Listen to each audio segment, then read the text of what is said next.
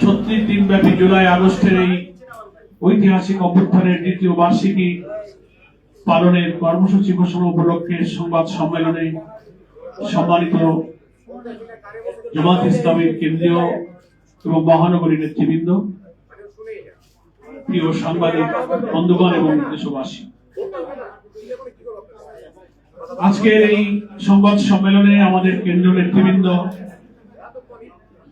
সংক্ষেপে হলেও জুলাইয়ের চেতনা, আমাদের কি প্রত্যাশা ছিল, আমরা কেন পাইনি, সংকটের সমাধান কোথায়, এ ব্যাপারে কেন্দ্র নেতৃবৃন্দ অনেক বক্তব্য রেখেছেন। আপনারা ধৈর্যের সাথে শুনেছেন। কিছুক্ষণের মধ্যেই আমাদের সেই কর্মসূচি আমরা ইনশাআল্লাহ ঘোষণা করব। কর্মসূচি ঘোষণাতে বেশি সময় লাগবে না। আমাদের লিখিত কর্মসূচি আপনারাও কপি পাবেন। আমি অল্প কয়েক মিনিটেই পড়ে শুনিয়ে দেব। কিন্তু এখন আমাদের জাতীয় রাজনীতির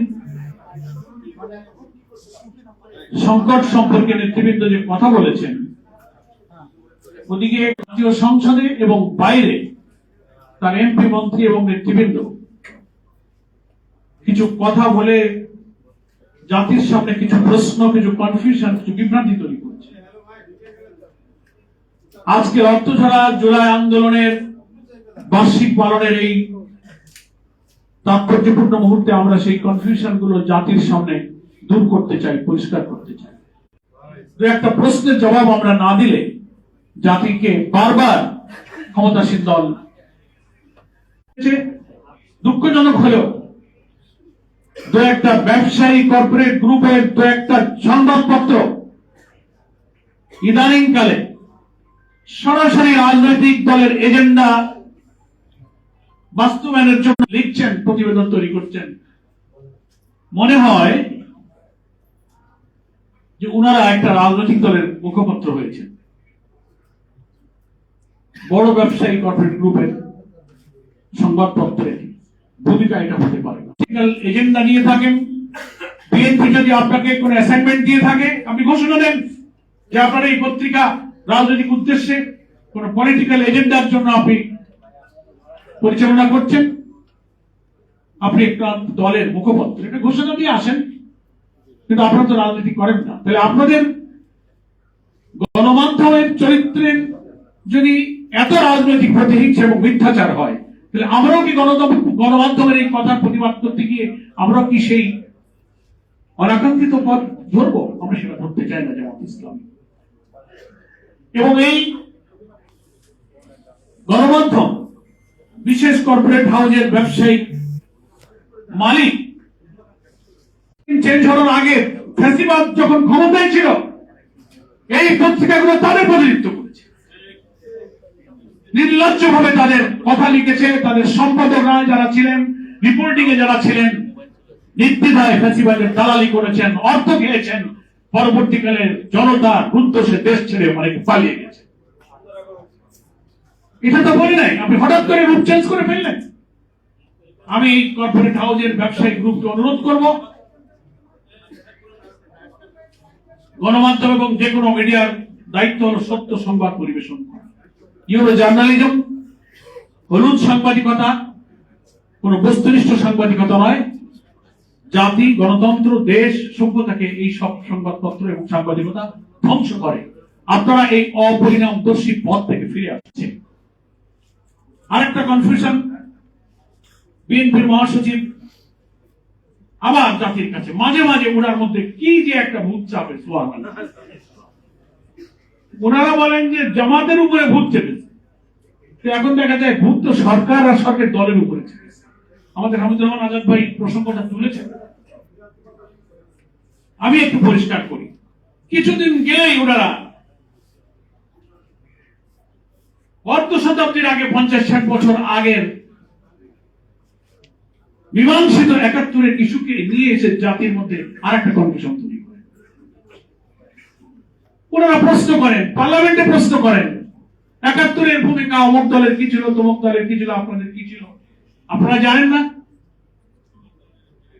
সেই পাকিস্তান আমলে, সেই সময়কার রাজনৈতিক বাস্তবতায় অনেক রাজনৈতিক দল ভারতের আগ্রাসন থেকে বাঁচার জন্য কি ভূমিকা কোন দল পালন করেছিল, সেই দলের সেই সময়কার নেতৃবৃন্দ তার ব্যাখ্যা, তার বক্তব্য জাতির সামনে তারাই তখন দিয়েছে। নেই সে ব্যাখ্যা কারো পছন্দ হতে পারে, না হতে পারে, সেটা রাজনীতির বিতর্কের বিষয় হতে পারে, কিন্তু যে ভাষায় বাইরে এবং পার্লামেন্টে আপনারা কথা বলেন, প্রশ্ন করেন, তাহলে আমাদেরও তো প্রশ্ন আছে, সেই জবাবটা তো বিএনপিকে দিতে হবে। সেই জবাবটা দেন। বিএনপি ক্ষমতায় আসার পর এই স্বাধীন বাংলাদেশে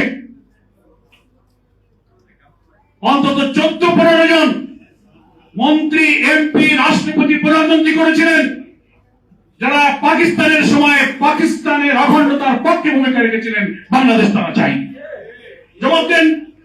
সে তালিকা পত্রিকায়, মিডিয়ায় প্রকাশিত হয়েছে, আমরা বলতে পারি না। আপনারা সেই সময়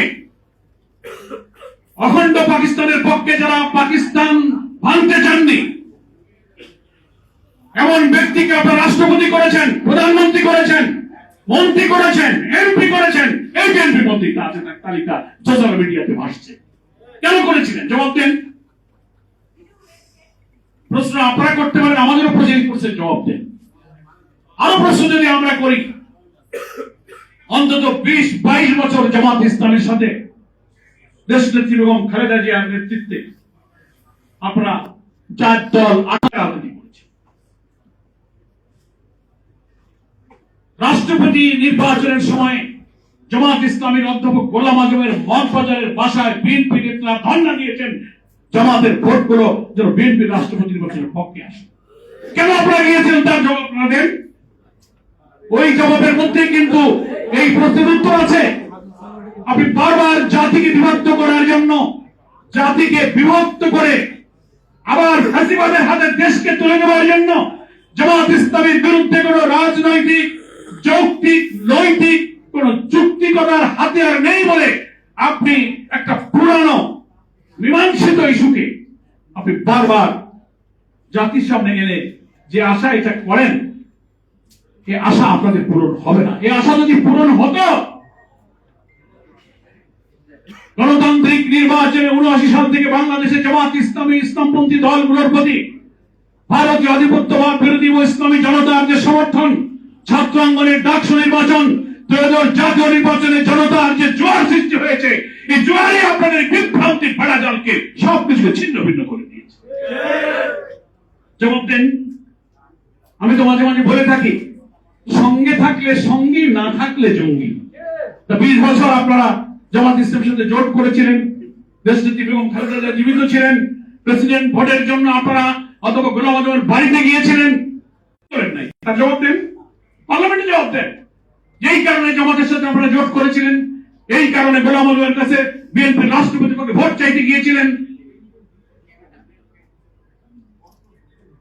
2001 সালে নিঃস্বার্থভাবে 1991 সালে নির্বাচনে বিএনপি সরকার গঠন করার জন্য সংখ্যাগরিষ্ঠ আসন পেল না। তখন জামাত ইসলামের হাতে যে আসনগুলো ছিল, সেই আসন ছাড়া বিএনপি আর সরকার গঠন করতে পারে না।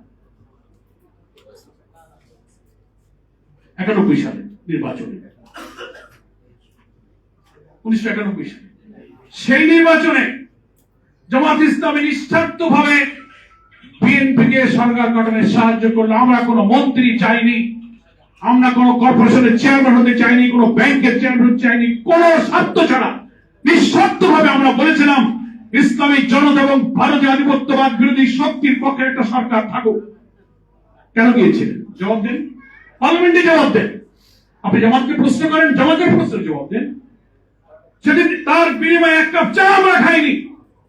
নিঃস্বার্থভাবে আপনারা ক্ষমতায় বসে দেশ শাসন করেছেন।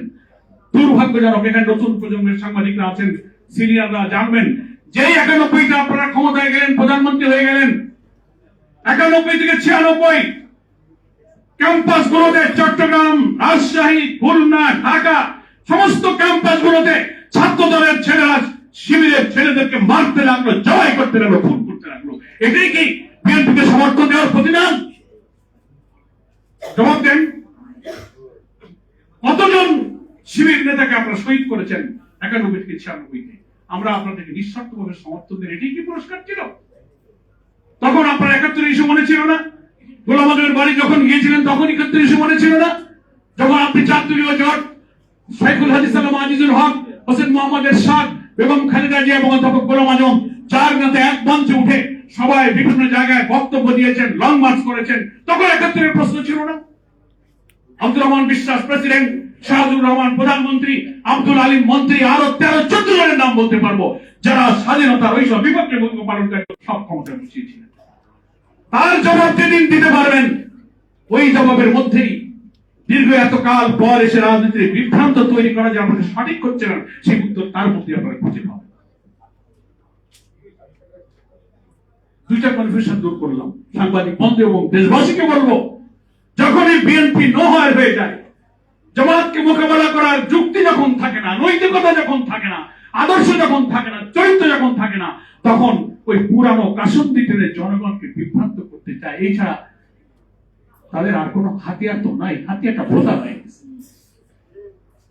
কর্মসূচি ঘোষণা দেন, পারলে আপনি চরিত্র আদর্শ দিয়ে আদর্শে মোকাবেলা করেন, মিথ্যাচার দিয়ে। এই সমস্ত পুরনো কাহিনী, পুরনো গান আর জাতি শুনতে চায়। আজকে বহু আধুনিক গান গেছে, থাকে সে সমস্ত আধুনিক গান গান। আগে আমরা ছোটবেলায় গাজী কারুর, চম্পাবতী, রূপবানের গান শুনেছি, এখন এই রূপবানের গান আসে পুরনো রেকর্ড, আর বাজায়েন না। ৫৪-৫৫ বছর আর এই গান এই জাতি আর শুনতে চায়। এই জাতি এখন অনেক শিক্ষিত। আমাদের হামিদ ভাই বলেছেন, জনগণ এখনো বোকা নেই। কথা একটা বলে দেবেন আর মানুষ আপনার পিছনে দৌড় মারবে। দৌড় মারলে ত্রয়োদশ সংসদ নির্বাচনে দৌড় দিতে হবে। ভাববেন কি যে না, আমরা তো মেজরিটি পাননি আপনারা। বিএনপির মধ্যে অন্তর্বর্তীকালীন সরকারের গুপ্ত নেতারা থেকে ইলেকশনকে ইঞ্জিনিয়ারিং করে রেজাল্ট ম্যানিপুলেশন করেছে। তার আত্মস্বীকৃত রাজসাক্ষী মিডিয়ার কাছে এসে গেছে। সময় নেই, এ কথাগুলো আমি বলতাম না। গতকালকে, পরশুদিন, ৩ দিন ৪ দিন ধরে পার্লামেন্টে আপনাদের নেতারা, এমপিরা, মন্ত্রী এটা বলছেন। কয়েকটা গণমাধ্যম মুখপাত্রের মতো তারা কথা বলে যাচ্ছেন। আপনারা কি অ্যাসাইনমেন্ট নিয়েছেন? এই কনফিউশন, এই সংশয়, ধূম্রজাল থেকে জাতিকে বেরিয়ে আসতে হবে। যদি জুলাইয়ের এক সাগর রক্তের চেতনার ভিত্তিতে যে অভ্যুত্থানের মধ্য দিয়ে আমরা যে নতুন বাংলাদেশ করতে চেয়েছিলাম, সেখানে আসতে হবে। আর দুটো কনফিউশন দূর করে আমি কর্মসূচিটা পড়ে শোনাই দিই। আরেকটা হচ্ছে, ওনারা বলছেন কি, এই সেই কর্পোরেট হাউসের পত্রিকাগুলো পরশুদিন নিউজ করেছে, জামাত ইসলামী জুলাই সনদ বাস্তবায়ন করতে চায়। জাতীয় সংসদে বিএনপি জুলাই সনদ বাস্তবায়নের জন্য প্রস্তাব দিয়ে একটা বিশেষ কমিটি গঠনের প্রস্তাব দিয়েছে। জামাত সেই কমিটিতে নাম দিতে চায়নি। তাহলে জামাত জুলাই সনদ চায়। আমাদের জামাত ইসলামের সম্মানিত আমির এবং লিডার অফ দি অপোজিশন পার্লামেন্টে দাঁড়িয়ে তার ব্যাখ্যা দিয়েছেন। বিএনপির ৩১ দফার প্রথম দফাই ছিল হলো কি, সংবিধান সংস্কার, সংশোধন নয়। গণমাধ্যম কর্মীরা আপনারা সচেতন, ৩১ দফার কাগজ পড়ে দেখেন। ১ নম্বর দফা, আমরা রাষ্ট্র ক্ষমতায় গেলে সংবিধান সংস্কার জন্য কমিশন তৈরি করা হবে, কমিশন গঠন করবে। এখন সেই কমিশন কোথায় গেছে? আমাদের আমির জামাত বিরোধী দলনেতা বলেছেন, হ্যাঁ, আপনারা যদি সংবিধান সংস্কারের কোন কমিশন গঠনের প্রস্তাব আনতে চান, বিশেষ কারণে আপনাকে পার্লামেন্টের নিষ্পত্তির জন্য কোন বিশেষ কমিটি যদি করতে চান, তাহলে সংবিধান সংশোধন নয়, সংবিধান সংস্কারের জন্য একটা কমিটি আপনি করার প্রস্তাব দিলে বিরোধী দল বিবেচনা করবে। তো জবাব দিয়েছেন। আপনি এটা প্রচার করে যাচ্ছেন যে জামাত সংশোধন করতে চায় না। আর একটা কনফিউশন করছেন, জুলাই সনদের লাল যে বইটা আছে, জুলাই সনদের ঐক্যমত্য কমিশনের স্বাক্ষর, ওইটা পার্লামেন্টে দেখে সালাউদ্দিন সাহেব, আইনমন্ত্রী, ইভেন মাননীয় প্রধানমন্ত্রীও বারবার বলতেছেন যে ওই যে দক্ষিণ প্লাজায় আমরা যে জুলাই সনদে স্বাক্ষর করেছি, অক্ষরে অক্ষরে আমরা মানব। এই একটা কথা কনফিউশন। এদিকে আমরা 11 দল বা জামাত বা বাংলাদেশের জনগণ বলে 12 ফেব্রুয়ারির গণভোটে 70% মানুষ, প্রায় 5 কোটি ভোট দিয়ে, তারা যে জুলাই সনদে হা ভোট দিয়ে ব্যালটের 4টি প্রশ্নের মধ্যে 84টি সংস্কার প্রস্তাব, তার মধ্যে 30টি আইনগত প্রস্তাব, সংবিধান সংস্কার, judiciary, anti corruption commission, public service commission, অনেক সাংবিধানিক পরিবর্তন। একজন প্রধানমন্ত্রী একাধিক পদে থাকতে পারবে না। Article 70, caretaker government, chief justice, appellate ডিভিশনের জাস্টিস নিয়োগ, অডিটর জেনারেল, কন্ট্রোলার জেনারেল, তারপরে আপনার উচ্চ কক্ষে পিআর পদ্ধতিতে এই 10টা কমপক্ষে ইম্পর্টেন্ট সাংবিধানিক পরিবর্তনের প্রস্তাবে আপনারা নোট অফ ডিসেন্ট দিয়ে রেখেছেন। ওই লাল বই যেটা দেখান ওইখানে আপনারা সব নোট অফ ডিসেন্ট দিয়ে রেখেছেন। সালাউদ্দিন সাহেবের এই অক্ষরে অক্ষরে মানা, প্রধানমন্ত্রী অক্ষরে অক্ষরে মানার ব্যাখ্যা হলো ওই নোট অফ ডিসেন্টের কমপক্ষে 10-12টা মৌলিক জিনিসকে বাদ দিয়ে যা থাকবে তাই ওনারা সংবিধান সংশোধনের বিল আকারে পার্লামেন্টে আনতে চান। এটা হচ্ছে ওনাদের জুলাই সনদ বাস্তবায়নের শুভঙ্করের ফাঁকির ব্যাখ্যা। আর আমরা কি বলেছি? আমরা বলেছি গণভোটে, এই যে আমার কাছে গেজেট আছে, গণভোটের গেজেটে যে 4টি প্রশ্নের উত্তরে আমরা হ্যাঁ বলেছি, সেখানে সংবিধান সংস্কারের ঐক্যমত্য কমিশনের সবকটা প্রস্তাবে without any note of dissent, কোন নোট অফ ডিসেন্ট ছাড়া সেখানে প্রায় 70% মানুষ হ্যাঁ বলেছে। তার অর্থ হলো আপনার ওই নোট অফ ডিসেন্ট যে দিয়েছেন ওটা 70% মানুষের ভোটে নোট অফ ডিসেন্ট খারিজ হয়ে গেছে, ওটার আর কোনো মূল্য নাই। আপনারা বলেন মেজরিটি নো, আপনার পার্লামেন্টের মেজরিটি ব্যাখ্যা এক, আর গণভোটের 70% মেজরিটি কিন্তু আরেক। সংবিধান বিশ্লেষক, আইনজ্ঞরা পরিষ্কার বলেছেন পার্লামেন্টে আপনারা যে আসনগুলো পেয়ে মেজরিটির শক্তি দেখাচ্ছেন, এই মেজরিটি গণভোটের মেজরিটির সামনে কিন্তু সভরেন নয়। আমাদের আর্টিকেল 7 সংবিধান বলা হয়েছে will of the people is sovereign, জনগণের অভিপ্রায়টাই হচ্ছে সার্বভৌম ক্ষমতা। পার্লামেন্টে যে ভোটগুলো আসনগুলোতে বিএনপি পেয়েছে সেটা মেজরিটি নয় কেন, আমি ব্যাখ্যা দিচ্ছি। আসনের দিক থেকে বেশি হলেই আপনি পাওয়ারটা সভরেন নয়।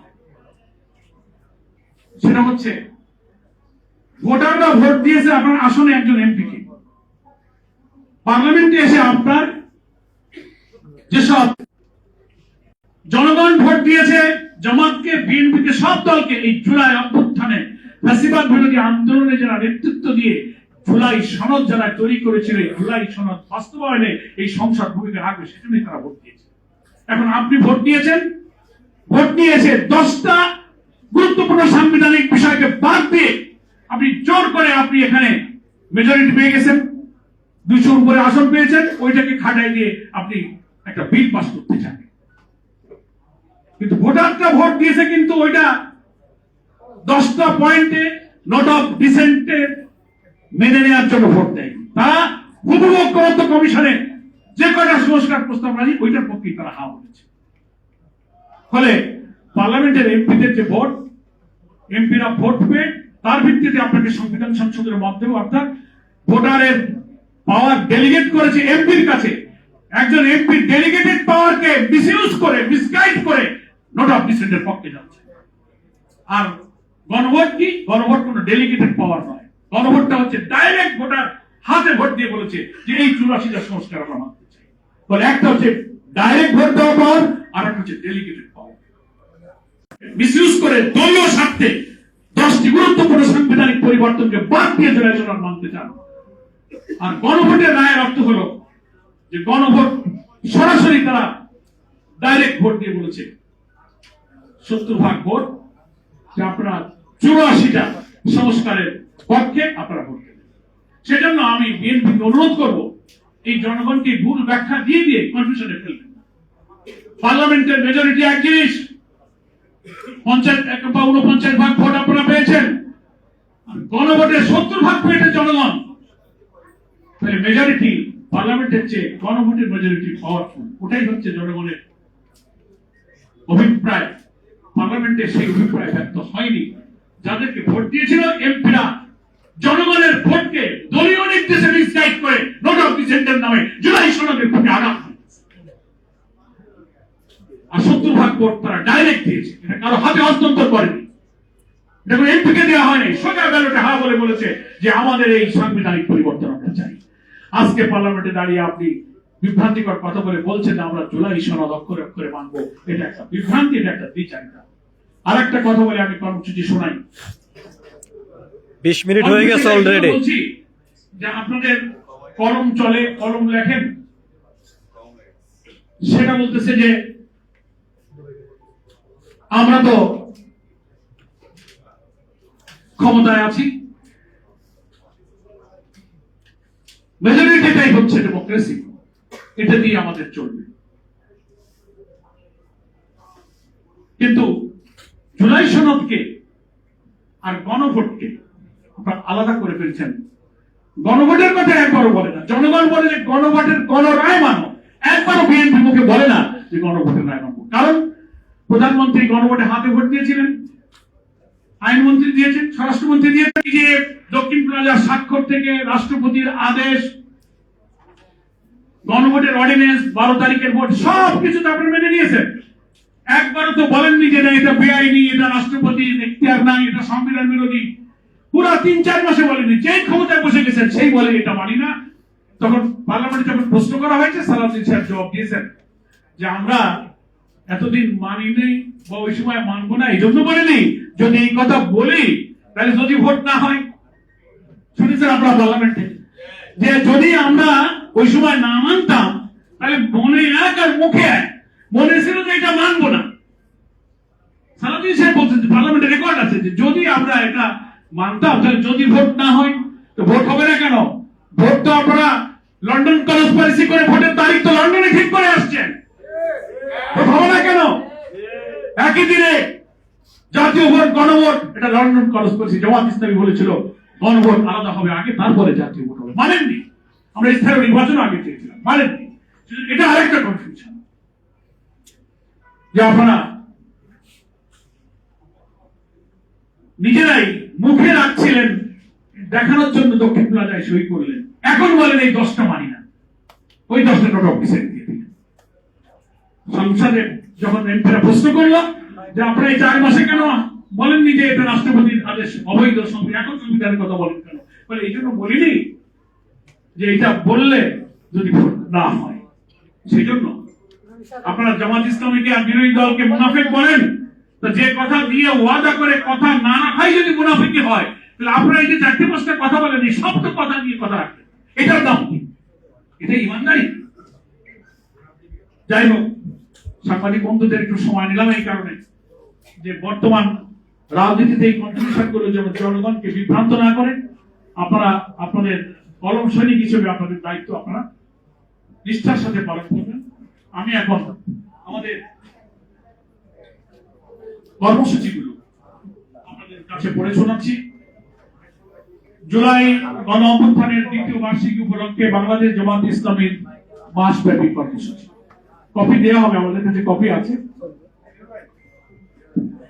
আপনারা এর আগে শুনেছেন যে 11 দলও কর্মসূচি দিয়েছে। জামাত 11 দলের অন্যতম শরীক হওয়ার কারণে আমরা 11 দলের সব কর্মসূচিও সফলতার সাথে বাস্তবায়ন করবো এবং ইনশাআল্লাহ অংশগ্রহণ করবো। আজকে 30শে জুন আমরা এই আলোচনা সভা এবং সংবাদ সম্মেলনে কর্মসূচি ঘোষণা এবং জুলাই অভ্যুত্থানের 2য় বার্ষিকী উদ্বোধনের আমরা ঘোষণা করলাম। আগামী 2 তারিখ থেকে 9 জুলাই রাজধানী ঢাকায় জুলাই শহীদ, আহত ও পঙ্গু পরিবারের সঙ্গে মত বিনিময়, জুলাই স্মৃতি বিজড়িত স্থানগুলোতে স্মৃতিচারণ, আলোচনা, দোয়া, এগুলো 1 সপ্তাহ ধরে চলবে 2 তারিখ থেকে 9 তারিখ। নেক্সট 16 জুলাই, জুলাই আন্দোলনের এই সময় আন্দোলন উত্তাল রূপ ধারণ করেছিল। জুলাই শহীদ দিবস হিসেবে আমরা এই দিবসকে নাম দিয়েছি এবং এই দিবস উপলক্ষে ঢাকা মহানগরী উত্তরে এবং দক্ষিণে পৃথকভাবে আলোচনা সভা হবে এবং সারা বাংলাদেশে সকল জেলায়, সকল মহানগরীতে এই 16 জুলাই আলোচনা সভা, দোয়া এবং শহীদদের কবর জিয়ারত আমরা এই দিন করব। 18 থেকে 31শে জুলাই এটা সারা দেশে, আমরা 2 থেকে 9 করেছি রাজধানীতে। 18 থেকে 31শে জুলাই সারা দেশে জুলাই শহীদ, আহত ও পঙ্গু পরিবারের সঙ্গে মত বিনিময়, জুলাই স্মৃতি বিজড়িত স্থানগুলোতে স্মৃতিচারণ, আলোচনা, দোয়া, কবর জিয়ারত সারা বাংলাদেশে হবে। অর্থাৎ 2 থেকে 9 হচ্ছে ঢাকায় এই স্মৃতিচারণ, আর 18 থেকে 31 হবে সারা বাংলাদেশে। 1 আগস্ট জামাত ইসলামের দলীয় প্রোগ্রাম, এটা সারা দেশে এই জুলাই আগস্ট অভ্যুত্থানের জামাত ইসলামী শিবিরকে নিষিদ্ধ ঘোষণা করেছিল ফ্যাসিবাদী সরকার। আল্লাহ তাআলা আমাদের সেই নিষেধাজ্ঞা প্রত্যাহার করেছেন, প্রতীক ফিরিয়ে দিয়েছেন, নিবন্ধন ফিরিয়ে দিয়েছেন। আমাদের মজলুম এটি ফাঁসির সেল থেকে মুক্ত হয়ে দেশবাসীর সামনে ফিরে এসেছে। তার শুকরিয়া, সেই চেতনা এবং পার্লামেন্টে এমপি হিসেবে তিনি ভূমিকা পালন করছেন আমাদের সংগঠনের একজন সিনিয়র নায়েবে আমির। সেই দিনকে স্মরণে রাখার জন্য 1 আগস্ট নাসিবাদের বিরুদ্ধে আমাদের ঐতিহাসিক বিজয়কে স্মরণ করে সকল মহানগরী, জেলা, উপজেলায় ব্যাপক ভিত্তিক গণমিছিল ইনশাআল্লাহ অনুষ্ঠিত হবে। আগস্টের 2 থেকে 4 তারিখ শ্রমিক সংগঠন যে আছে তারা তাদের নিজস্ব দিনক্ষণ ঠিক করে 5 আগস্ট ঐতিহাসিক জুলাই গণ অভ্যুত্থান দিবস, এই উপলক্ষে 11 দল রাজধানী সহ সারা দেশে মহানগরী, জেলা, উপজেলার সমাবেশ ও মিছিল করবে। সেই কর্মসূচি অলরেডি তারা ঘোষণা করেছে, সেই কর্মসূচিও সারা দেশ পালিত হবে। এর ফলে জুলাই যোদ্ধাদের বিভিন্ন সংগঠনের ফোরাম আছে, তারা সেই সব ফোরামের মাধ্যমে যে সমস্ত কর্মসূচি পালন করবে সেখানেও জামাত ইসলামী অংশ নেবে এবং সহযোগিতা করবে। আমাদের এই 36 দিনের মানব্যাপী কর্মসূচির প্রধান দাবি হবে গণভোটের গণ রায় জুলাই সনদে বাস্তবায়ন করে সংবিধান সংস্কার পরিষদের অধিবেশন আহ্বান করতে হবে এবং সংশোধন করে সংবিধানের তফসিলে এই অংশটি অন্তর্ভুক্ত করতে হবে। নেক্সট, জুলাইয়ের খুনিদের এবং মানবতা বিরোধী অপরাধীদের বিচারকে ত্বরান্বিত করতে হবে। নেক্সট, শহীদ উসমান বিন হাদি নির্বাচনের তফসিল যেদিন ঘোষণা হয়েছে তার পরের দিন প্রকাশ্য দিনের বেলায় ভারত আধিপত্যবাদ বিরোধী ইসলামী জনতার এই তরুণ কিংবদন্তির প্রতি ওসমান হানিকে নিষ্ঠুরভাবে গুলিবিদ্ধ করা হয়েছে। প্রায় সপ্তাহখানেক দেশে বিদেশে মুমূর্ষু অবস্থায় চিকিৎসা শেষে মৃত্যুবরণ করেছে। আমরা দোয়া করি আল্লাহ তাআলা শহীদ ওসমান হানির শাহাদাতকে মঞ্জুর করুন। আমরা এই সব মৌলিক দাবি আর জনদুর্ভোগ, দুঃখ কষ্ট, দ্রব্যমূল্য, আইন শৃঙ্খলার অবনতি, হত্যা, ধর্ষণ, চাঁদাবাজি ব্যাপকভাবে চলছে, আমাদের নেতারা সে বক্তব্য রেখেছেন। এই সব কর্মসূচিকে ফোকাস করে মাস ব্যাপী আমরা জামাত ইসলামী এবং 11 দলের ঘোষিত কর্মসূচিতে ফ্যাসিবাদ বিরোধী জনতা ইনশাআল্লাহ রাজপথে মুখর থাকবে, তৎপর থাকবে। স্লোগানে কর্মসূচিতে দেশকে আমরা ইনশাআল্লাহ উচ্চকিত রাখবো এবং আমরা আন্দোলনমুখর করে তুলবো। আমরা মনে করি এই জুলাই কর্মসূচির মধ্যেই বিএনপি সরকারের পদোদয় হবে। পার্লামেন্ট চলমান আছে, অবিলম্বে এই বাজেট সেশনেই 30 তারিখে হয়তো আগামীকাল, আজকে 30 তারিখ বাজেট পাস হয়ে শেষ হয়ে যাবে। আরো শুনেছি প্রায় 15 দিন আপনাদের সেশন চলবে। আশা করি আপনারা সংবিধান সংস্কার পরিষদের অধিবেশন ডাকুন, শপথ নিন এবং সংবিধান সংশোধন নয় সংস্কার করুন। জাতির এই সংকট থেকে দেশবাসীকে আপনারা মুক্ত করুন। আপনারাই আপনাদের 31 দফার প্রথম দফাতে সংবিধান সংশোধন বলেননি, সংস্কার কমিশন। আজকে কেন বলে গেলেন?